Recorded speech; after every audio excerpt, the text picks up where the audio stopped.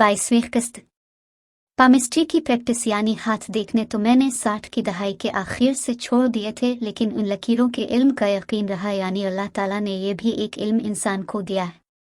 भुट्टो साहिब की फांसी के बाद मुझे इस इल्म पर बहुत शक विशबा हो गया, हता कि मैंने अपने हाथ पर भी नज़र डालना छोड़ दिया। दिल व दिमाग में एक अजीब सी कैफियत पैदा हो गई। बहुत अरसा बाद एक दिन मुल्क का ये बयान पढ़कर दिल में ये ढारस बंधी के कुछ सरकर्दा दस्त शनासों ने कहा है कि शहीद के हाथ पर जिंदगी की लकीर हमेशा मौजूद रहती है। इसके हाथ की लाइफ लाइन कभी नहीं टूटती क्योंकि वो मरता नहीं है। भुट्टो साहिब की फांसी के बाद मेरा यकीन पामिस्ट्री से उठ गया था, लेकिन इस बयान के पढ़ने के बाद फिर से इस इल्म पर कुछ यकीन सा होने लगा। ये अखबार कब तक हमारे अजीम लीडरों की किस्मत में शहादत ही की सादत लिखी जाती रहेगी। मैं ये अल्फाज लिख ही रहा था कि हसन इत्तेफाक से बाहर से किसी ने ये नारा बुलंद किया, पाक अमेरिका दोस्ती जिंदाबाद।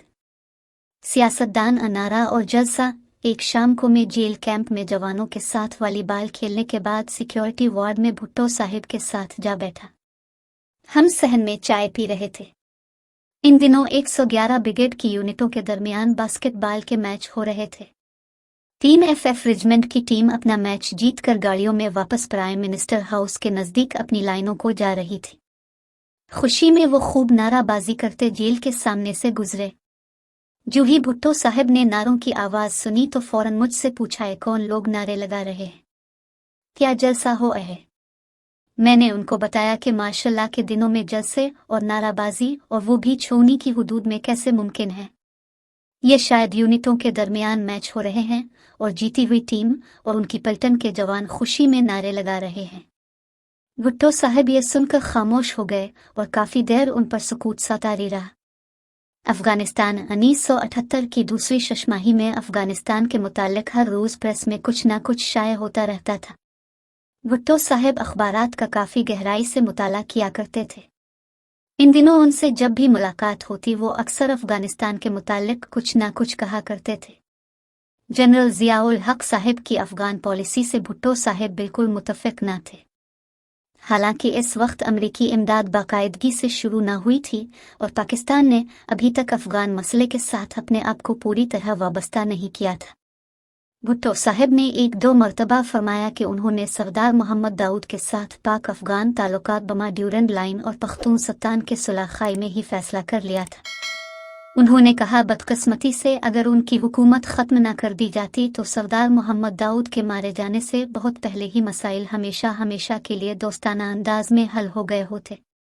भुट्टो साहिब का यह भी कहना था कि रूस चूँकि सुपर पावर ही नहीं बल्कि हमारा हमसाया भी है, इसलिए रूसियों के साथ हमारे ताल्लुकात बहुत अच्छे होने चाहिए और पाकिस्तान को रूस के खिलाफ अफगानियों की मदद नहीं करनी चाहिए, चूँकि इस वक्त तक अमरीकी इमदाद पाकिस्तान के जरिए अफगानिस्तान के मुजाहिदीन को बाकायदगी के साथ शुरू नहीं हुई थी। मुझे अपने मुल्क की पॉलिसी का पूरा इल्म न था और मैं हमेशा कहा करता था कि पाकिस्तान कोई अमली हिस्सा नहीं ले रहा, लेकिन भुट्टो साहिब इस बात को नहीं मानते थे और हर दफ़ा हुकूमत पाकिस्तान की अफगान पॉलिसी की मजम्मत ही किया करते थे।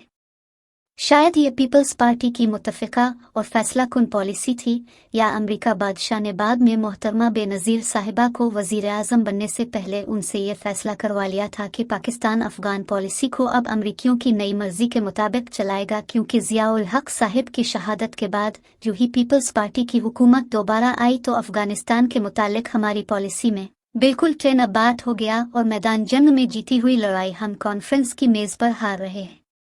अब देखना यह है कि अफगानी अपनी इस्लामी मोहब्बत के खिलाफ अमरीकियों और रूसियों के नए गठजोड़ को नाकारा करने में किस तरह कामयाब होते हैं। माशाल्लाह पर गुफ्तगू। भुट्टो साहिब ने मेरे साथ गुफ्तगू में माशाल्लाह फ़ौज को ख़ास तनक़ीद का निशाना कभी ना बनाया था। अलबत्ता हमारी कुछ अंडरस्टैंडिंग हो जाने के बाद कभी कबीर जनरल साहिबान पर कोई ना कोई रिमार्क्स पास कर दिया करते थे। एक दिन पाकिस्तान में मार्शल के तसलसल का जिक्र छड़ा तो मैंने उन्हें कहा कि 1958 के फील्ड मार्शल मोहम्मद अयूब खान साहिब वाले मार्शल के दिनों में मैं सेकेंड लेफ्टिनेंट था, जिसकी वजह से मुझे फ़ौज कौमा मुल्क पर मार्शल के असरात के मुतालिक कोई ख़ास फ़िक्र न थी। माशाल्लाह लगने से पहले मुल्क की हालात बदतर हो चुके थे और तकरीबन हर आदमी ने माशाल्लाह के नफाज को खुश आमदीद कहा था। हम जूनियर ऑफिसर्स भी अवाम के साथ थे और हमने भी यही समझा था कि ये मुल्क व कौम के लिए खुश आइद बात है।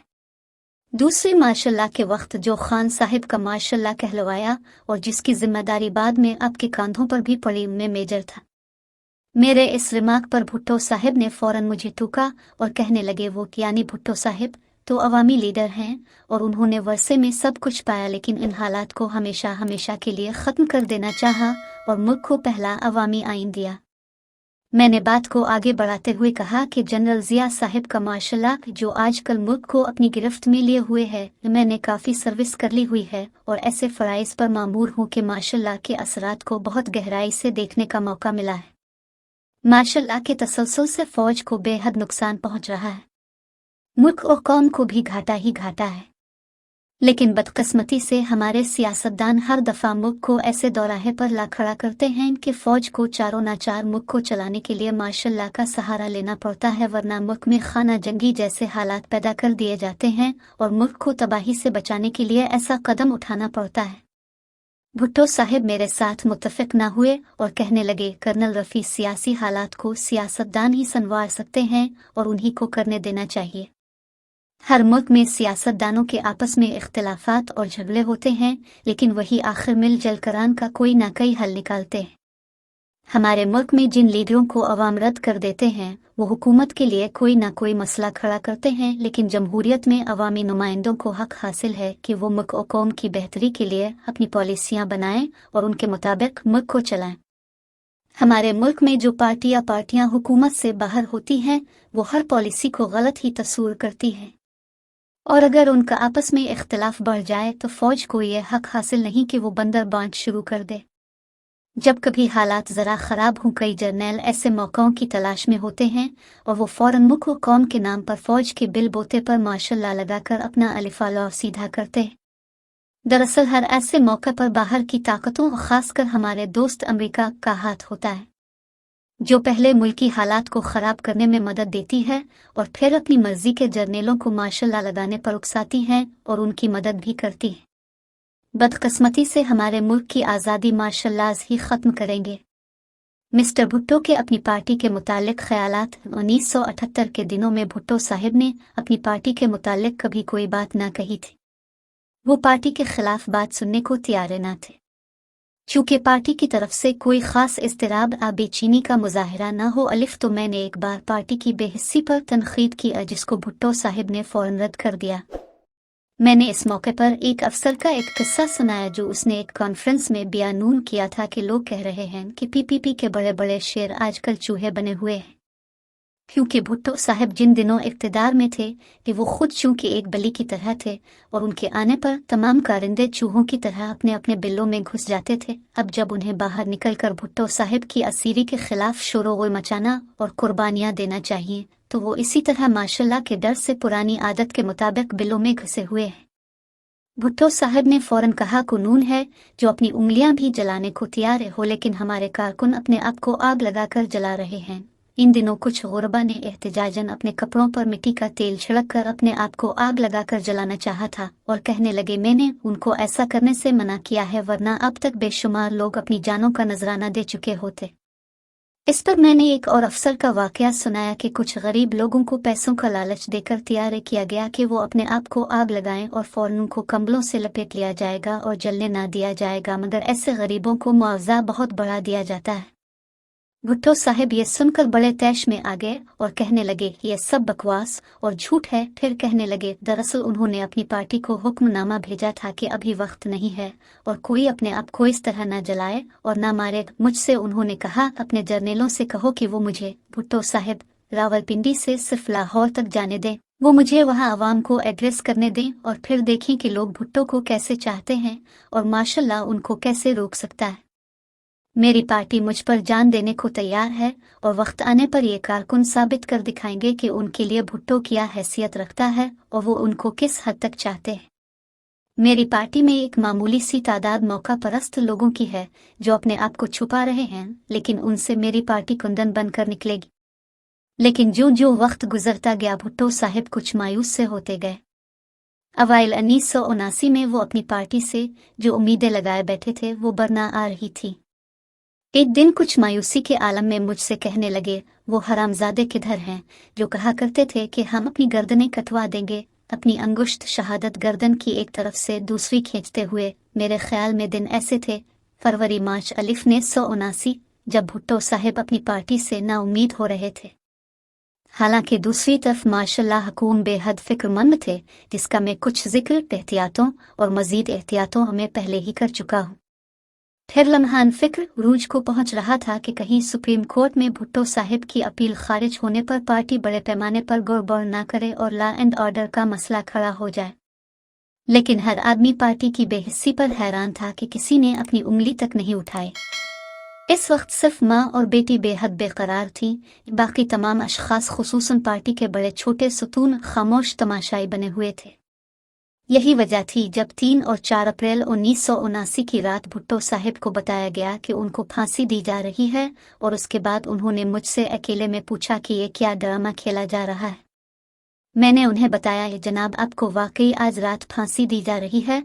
तो इस रात उन्होंने कहा था, मेरी पार्टी मुर्दा भुट्टो देखना चाहती थी ना कि जिंदा भुट्टो। मैंने आखिरी लम्हात के उन्वान से इस किताब के आखिर में इन लम्हात की पूरी तफसील बयानून की है, जिस वक्त भुट्टो साहिब का हर एक लफ्ज़ और हर एक लम्हा रिकॉर्ड किया जा रहा था। मैं आज इन मुनाफिक सरफरोशों को बता दूं कि भुट्टो साहिब अपनी पार्टी से आखिरी लम्हात में खुश न थे। अलिफ सीन में शक नहीं कि कारकुनों की एक मामूली सी तादाद जो सिर्फ गरीब और मुतवस्सित तबका से ताल्लुक़ रखती थी, इन दिनों जेल में बंद थी, लेकिन असली फ़ायदे उठाने वाले और पार्टी के बहुत से लीडर इस नाजुक वक्त पर अपने आप को छुपा रहे थे। शायद इनमें से बहुत से आजकल फिर लीडर बनकर पार्टी के असली गम खार बने हुए हों, क्योंकि रियाकारी में तो हम अपनी मिसाल अब हैं। दोस्तों, ये इस सिलसिले की 22वीं वीडियो थी।